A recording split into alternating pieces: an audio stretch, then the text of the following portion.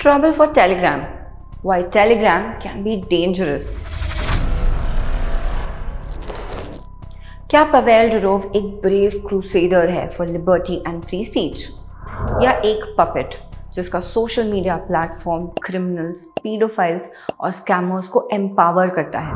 क्या टेलीग्राम का NEET paper leak में भी हाथ था, और क्या इंडिया टेलीग्राम को बैन करेगा? चलिए नजरिया के साथ पता लगाते हैं।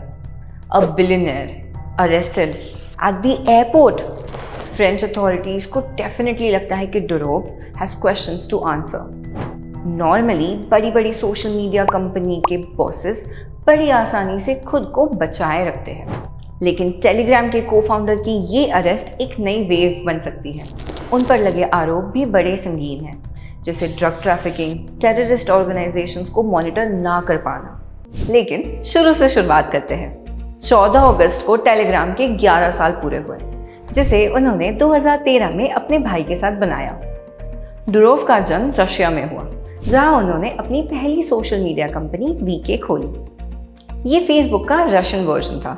2 साल में ही इसकी वैल्यूएशन $3 बिलियन और इसके यूजर्स 10 मिलियन हो गए। इन्हें रशिया का मार्क ज़करबर्ग कहा जाने लगा, लेकिन बार बार रशिया की गवर्नमेंट इनसे अपने पॉलिटिकल ओपोनेंट्स को ब्लॉक करने कहती थी, और गवर्नमेंट डेटा के एक्सेस भी मांगने लगी। लेकिन डुरोव ने बोल्डली और पब्लिकली इस डिमांड को रिफ्यूज कर दिया, जिससे वो एक हीरो बन गए। ये प्राइवेसी को लेके इतने ढीठ थे कि इन्होंने वीके बेच दी, पर ये गवर्नमेंट के सामने झुके नहीं। 2013 में इन्होंने टेलीग्राम की शुरुआत की और 2014 में इन्होंने रशिया छोड़ दिया। टेलीग्राम के आज 1 बिलियन यूजर्स हैं। जितना टेलीग्राम बढ़ा उतनी ही इनकी फॉर्च्यून भी। आज ये वर्ल्ड के 120 सबसे रिचेस्ट लोगों में से आते हैं और $15 बिलियन की वेल्थ रखते हैं। साथ ही इनके 100 बच्चे हैं, क्योंकि ये यूजुअली अपना स्पर्म डोनेट करते हैं। ये काफ़ी कंट्रोवर्सीज में फंसे हैं और सोवियत रशिया में पैदा होने के बावजूद यूएई, फ्रांस और बाकी देशों की सिटीजनशिप होल्ड करते हैं। उनकी मल्टीपल सिटीजनशिप्स होने की वजह से अब फ्रांस को प्रॉब्लम्स फेस करनी पड़ रही है। यूएई की फॉरेन मिनिस्ट्री डुरोव के अरेस्ट को मॉनिटर कर रही है, और रशिया ने भी कह दिया है कि डुरोव हमारा सिटीजन है, और इस अरेस्ट को अगर तुमने पॉलिटिकल बनाया तो हमसे बुरा कोई नहीं होगा। हालांकि पहले रशिया ने ही खुद टेलीग्राम को बैन रखा था।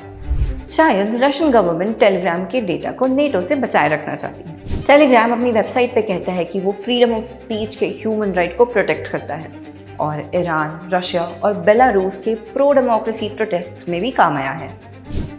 लेकिन आज ये क्रिमिनल्स का प्लेग्राउंड भी बन गया है। देखते हैं कैसे। इंडिया में टेलीग्राम का यूजर बेस सबसे बड़ा है, जहां 5 मिलियन रजिस्टर्ड यूजर्स हैं। रिसेंटली ऐप के बैन होने की रिपोर्ट्स आई हैं और कई यूजर्स ने अपने रिएक्शंस पोस्ट किए हैं। लेकिन छुपी हुई प्रॉब्लम्स भी हैं। गवर्नमेंट इसके एनोनिमिटी फीचर से परेशान है। No SIM setup, hidden phone number वगैरह वगैरह। इनके बारे में हम थोड़ी देर में जानेंगे।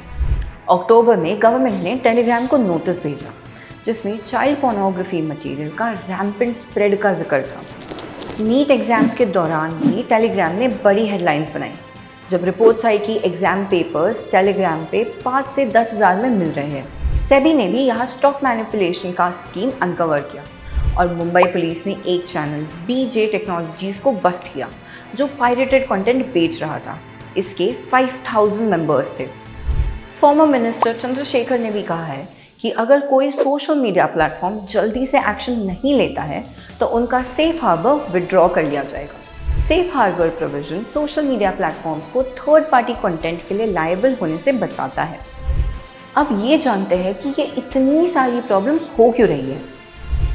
टेलीग्राम के इंक्रिप्शन और प्राइवेसी पॉलिसीज अथॉरिटीज़ के लिए कम्युनिकेशन को इफेक्टिवली मॉनिटर करने के लिए मुश्किल खड़ी करता है।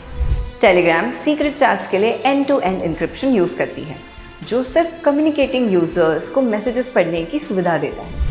ये सिक्योरिटी यूज़र के लिए बहुत फ़ायदेमंद होती है, लेकिन लॉ इन्फोर्समेंट को ये कुछ खास अच्छी नहीं लगती। टेलीग्राम का डिसेंट्रलाइज स्ट्रक्चर और डिस्ट्रीब्यूटेड सर्वर्स भी जुरिसडिक्शनल इश्यूज को कॉम्प्लेक्स बना देता है। टेलीग्राम पर आपको अपना नंबर भी यूज़ करने की ज़रूरत नहीं है। फेक नंबर खरीद लो जो किसी ब्लॉकचेन फ्रैगमेंट से पेयर्ड हो। ये ट्रैक करना ऑलमोस्ट इम्पॉसिबल होता है, और काम खत्म होते ही इसे एक तो डिलीट कर दो या फ्रैगमेंट मार्केट पे बेच दो। इस अनोनिमिटी से ये stock market scams, crypto frauds और स्कैम कॉल सेंटर्स के लिए एक गोल्ड माइन बन गया है। टेलीग्राम E2EE माने end to end encryption use करता है। यानी अगर आप लिखोगे आइसक्रीम तो वो बन जाएगा ये, और फिर इसी पहेली की तरह वो डेटा सेंटर्स के थ्रू जाएगा और दोबारा आइसक्रीम में तभी कन्वर्ट होगा जब उसे रिसीवर के डिवाइस पर अपनी की मिलेगी। लेकिन टेलीग्राम का इंक्रिप्शन थोड़ा अलग भी होता है। ये एक मैसेज को दुनिया के अलग अलग सेंटर्स में स्टोर करता है, जैसे सिंगापुर, नेदरलैंड्स वगैरह। तो अगर कोई आपके मैसेजेस पढ़ना चाहे तो उन्हें इन सभी जगहों से अलग अलग तरह से परमिशंस लेनी होती है। इस कंसेप्ट को डिसेंट्रलाइजेशन कहते हैं। बाकी ऐप्स जैसे व्हाट्सएप में ऐसा नहीं होता। टेलीग्राम पर आप 2 लाख लोगों को एक साथ मैसेज भेज सकते हैं, जिससे इसमें डिसइंफॉर्मेशन फैलाया जा सकता है। यूके में कई वायलेंट डिसऑर्डर्स इसी वजह से बढ़े हैं। पर असली प्रॉब्लम है टेलीग्राम की लीनियंसी का।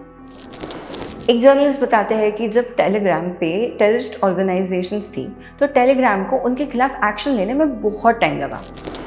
ऑनलाइन सेक्सुअल एक्सप्लॉयटेशन से बच्चों को प्रोटेक्ट करने वाली ऑर्गेनाइजेशंस भी यही कहती है कि टेलीग्राम उनके साथ कोऑपरेट नहीं करता। जब पहले डुरोव को वीके पर पॉर्न स्प्रेड होने की वजह से क्रिटिसाइज किया गया था तो इन्होंने अपना ट्विटर हैंडल पॉर्न किंग रख दिया था। आज यही पॉर्न किंग पुलिस स्टेशन के चक्कर काट रहे हैं। अब टेलीग्राम बैन होगा या नहीं, ये इन्वेस्टिगेशन के बाद पता चलेगा। लेकिन अगर आप टेलीग्राम पर रिलाय करते हैं तो अपनी इन्फॉर्मेशन डाउनलोड कर लीजिए और किसी और प्लेटफॉर्म पे शिफ्ट होना कंसिडर कीजिए। नीचे कमेंट्स में बताएं आप टेलीग्राम का किस लिए यूज़ करते हैं और क्या ये ऐप बैन होना चाहिए या नहीं। वीडियो को लाइक, शेयर और सब्सक्राइब करना ना भूलें। मिलते हैं जल्द।